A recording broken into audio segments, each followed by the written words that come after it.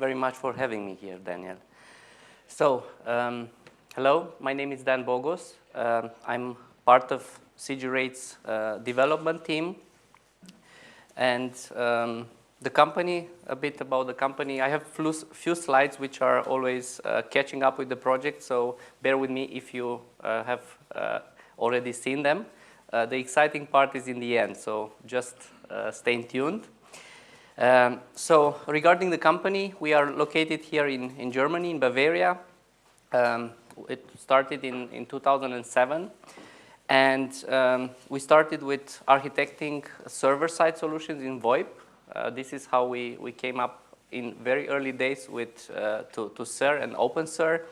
And yeah, doing solutions for operators since beginning, or let's call it since HT23 time. We had platform implementations covering both wholesale and retail, and we kind of understand by now, or we think we understand what means a live system outage. So we try to avoid them. Regarding CGRateS, it's kind of a mixture of terms. We call it Real-Time Enterprise Billing Suite. And that's because it's designed to be real-time, so online charging. It's very customizable, so this is why we came up with the enterprise. And it's a billing suite. You have a set of different services which you can put together or not in order to achieve your goals. It's designed to be generic, so you should be able to plug it into your existing infrastructure. And also, is designed for future, and so you should be able to accommodate new components in your network. It's also non-intrusive, so you don't need to like route your traffic through the switch of our choice or do some other tricks in order to get the billing. All it does is exchanges information with your switch. In your case, for sure, with Kamailio proxy. It's all open source software. The full sources are available on our GitHub, so you can grab them from there. We have no add-ons in private repositories, so we believe in open source, and we believe that anything hidden could be a security risk for us. So this is why we let everybody look in the code and really complain or share their experience if they are. We have consideration, coming to that, we have consideration for community contribution. So we appreciate any advices coming from you, or feature requests, or complaining about problems. Our response time on Google Group, it's quite quick, so you can check that for yourself. Performance-oriented software. Being a real-time software, we need to be fast. So for that, our most hidden secret would be our caching system. So we have developed that from scratch ourselves. It's a transactional caching. It supports LRU, this list record use. So always use the hot data. And we also support timing out records in the cache. And all we do, it's asynchronous. So we support these micro threads, which are in the end just some managed threads on top of system threads. Coming to that, the toughest problems which we have is to synchronize the software. So this is why it's very hard to block it. And sometimes due to really unexpected turbulences with concurrency, you can get panics. We are not that, we don't see panic that bad, so we are not trying to cover them with, let's say, automatic recover inside the software, because we believe in clear states, so we want always to have, if we have errors, we want to start fresh from beginning. Considering the init system of Debian or something, they automatically, within milliseconds, recover the process anyway. So this is why we are friends of panics. So it's not really what the big crashes which everybody's talking about. It's just the feedback to the developer in the end. So the software itself, it's a test-driven development software. We started with that from day one. So by now we have over 5,000 tests as part of our test suite. We have unit tests. We have integration tests when it comes to working with other systems like a database and, I don't know, some external systems which we need to access. Then we have call simulation tests or call emulation tests. We use PJ-SUA for that. And we have our own wrapper on top of PJ-SUA, so we can kind of natively execute all this stuff. The architecture is modular, as you might know already. We are cloud ready. So we are based on microservices, so you can run them in any kind of cloud you need, as long as it supports Linux AMD 64. Installing the software, it requires you no special skills. It's just you need to copy, if you know Go, you just need to copy the binary itself, so you don't need to have some special procedure. Maybe you run the binary from a shared location. This is also possible. So it's very flexible and microservices oriented. All what we do, it's exclusively through APIs. Our components are talking to themselves via APIs, whether they are accessing the APIs internally within the process or externally. And it's pretty easy to enhance by rewriting specific components. So if you are unhappy with one of our components or you want to really make it closed source or private, you can just replace it because the license allows you doing that. It's feature rich, so we have what others are calling online-offline charging system. It's multi-tenant, so if you want to create multiple partitions on your CGRateS software, it's designed to do that. The primary component would be our rating engine. This we started a long time in 2011. We have, as part of rating engine, this derived charging. Derived charging, it's a process where we fork the sessions or we fork the CDRs into multiples. So you can then make any kind of calculations on a single CDR. So you can get the price for your customer, for his distributor, the price which your supplier is charging, and or some local versus mobile leg charges, and so on. We also support A-number rating, so not only rate per destination, but also where is the originator coming from.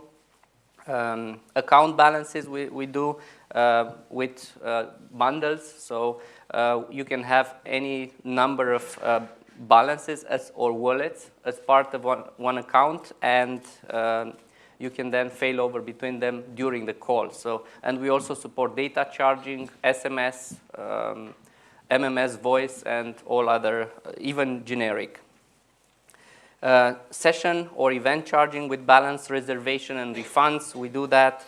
CDR logging with support for interim records. So if you have this temporary records, like one CDR of 1 hour in a file, the next 1 hour in another file, and so on, we support merging them together, including the flat files which Kamailio generates.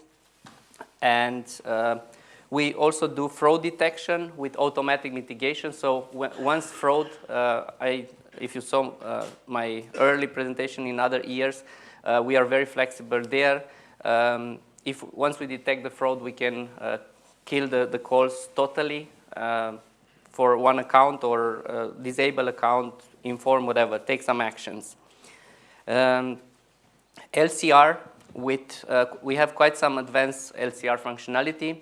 This works well with Kamailio because it completes the Kamailio LCR. So you can add cost or bundled LCR or call pattern LCR. So if you have like you want to calculate the LCR for 3 minutes instead of 1, this is also possible, depending on your average call duration at some specific time. There are some other goodies in the LCR. They are hidden. Call statistics with pattern monitoring. So we do transparent stats for you. So these are all in memory. So you can get your ASR, ACD for your customer destination for some specific time, all calculated for one CDR. So you can have thousands of calculations done in real time for the same CDR. This needs to be fast because if you have already experience with billings which are calculating ASR, ACD out of SQL, it takes a while if you have a lot of CDRs. We provide this in real time. Diameter for you guys out there doing IMS. So we have diameter and radius with process templates, which makes it standard agnostic. So we can cover a lot of diameter interfaces out there. Resource allocation controller, if you want to limit the channels per destination, per user, all these things are generic. So your creativity is in the end what it matters. Building high availability, and what I will talk about is this dynamic partitioning support. So you can organize your network based on rules inside this dispatcher. And of course, we consider ourselves agile in developing new features. So we always like to hear crazy ideas which you cannot do already with CGRateS. I like always to show this graph in Kamailio world. This is where we started coming to Kamailio world. This was the first Kamailio world in 2013. And since then, we really kicked it because we started constantly pushing code. And if you see in commits, up to 2013, we were still trying to find our reason in life. And right after, you cannot find any month without commits. And sometimes we have around 250 commits a month. So we are pretty active. And it's quite some effort. We have reached around 220 lines of Golang code, which is already a compressed language. So it's not like Java where you need to keep define and redefine stuff. In Go, it's very compressed. So you can use even functions as objects or as types. A bit about our architecture. You can see we have our agents, our translators talking to the switch. I hope you guys from the back, you can still see it. So either it's diameter, radius, asterisk agent, free switch, Kamailio, or OpenSIPs. So they all talk to our CGR sessions component, and this sessions translates into our world. So it does the balance reservation, it generates CDRs. To the CDR server, you can also feed in other CDRs like CSVs, XML, and or fixed width value if you have some. We are also working on binary tab files. So you can then access various components which we have internally, and then maybe push the CDRs via online exports. So you get some sort of rating queues via this mechanism with online exports. So few milliseconds later, you get the CDR already rated, which means it looks like the switch is sending you the CDRs already rated via this online exports. Regarding Kamailio integration, it's fast. So we do asynchronous on top of evap events. CGRateS will serve data from cache or cache on demand. So this is why you will feel it's fast. Of course, we will never claim Kamailio speed because Kamailio, we all know how fast it is, and it's written in C. CGRateS is written in Golang, so it's a level or a wrapper on top of C in the end. It's flexible. You don't need to have predefined fields. You feed in what you want from the script, so it's friendly to you. You can add then any fields to reach CGRateS processing, and then we have a pool of connections for automatic failover between CGRateS components. And the communication is bidirectional, which means we can also disconnect the calls from the billing side. So we set some timers in Kamailio, so dial timeouts, and we also double control the calls from CGRateS side.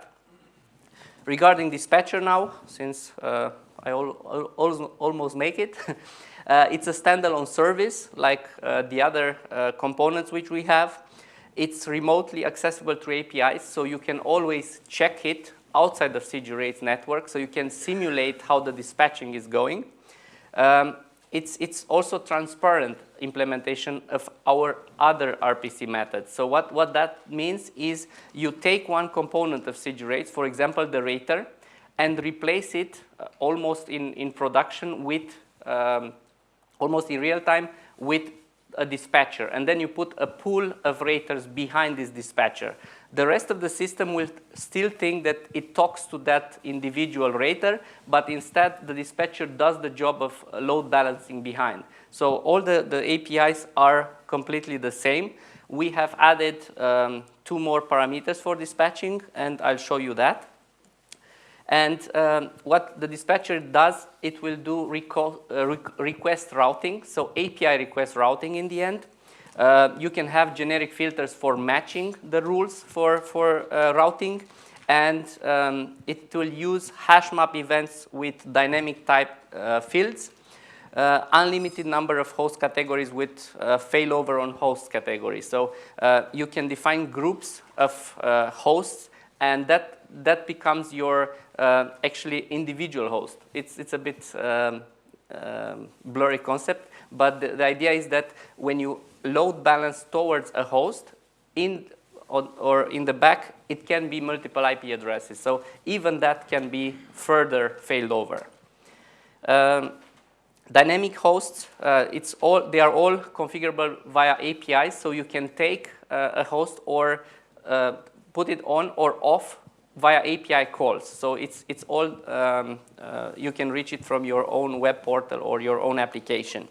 And the connections are established on the fly, and also they are cached. So once we establish a connection, in order to optimize the processing, we cache it until you flush or reload the cache.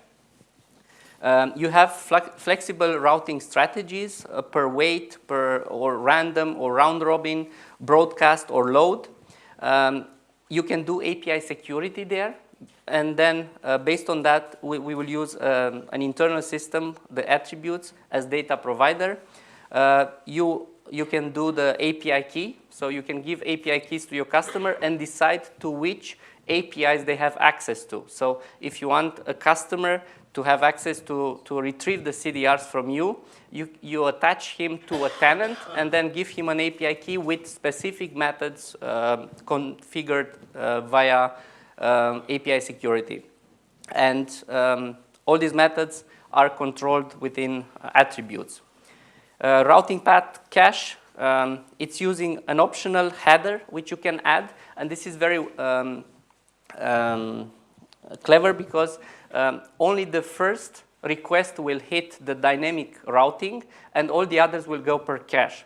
This is useful for partitioning. What I was telling you about, the dynamic partitioning, is because once we cache an account in some region of the world, all the other requests will go there. So because of this route ID. Route ID, it's a simple string, so you can group your network with the route ID based on your own needs. So for example, you can have static routes and then dynamic or discovered routes. So this route ID is important for the dynamic partitioning functionality. So we have also static partitioning via the strict rules, but also dynamic. And yeah, sorry about that. I don't know what. Okay. So configuration options of the profile, you define the tenant and ID of the and then which subsystems you want to serve via this profile. You define the filters. These filters can be integrated here in line or can be defined in a separate subsystem. You have activation intervals, so your rules are time dependent. And then you have the strategy, as I saw, different type of dispatching, and some params and weight to give various priorities to the profiles. And then inside a host, you define its weight and other parameters. For example, this is a request. I think it's internet who is trying to get on slide. Yeah, this is one request because, as I told you, all you talk to CGRateS is always APIs. For example, like this. So, for example, this is a get supplier API call. It looks like perfectly a normal get supplier which you send to the supplier subsystem, but it has two parameters here added. These are optional. So, if you don't define it, then maybe your API security is not enforced. So API security and route ID for route caching. And the request, the reply looks like a sorted supplier list, like coming from a normal supplier subsystem. And yeah, I made it again. Okay, thank you. Thank you very much. Questions, it's up to question two next to each other. Okay, we go in the order.